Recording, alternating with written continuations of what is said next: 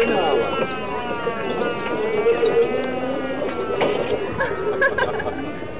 Niet eruit stappen, Milo. Pas op.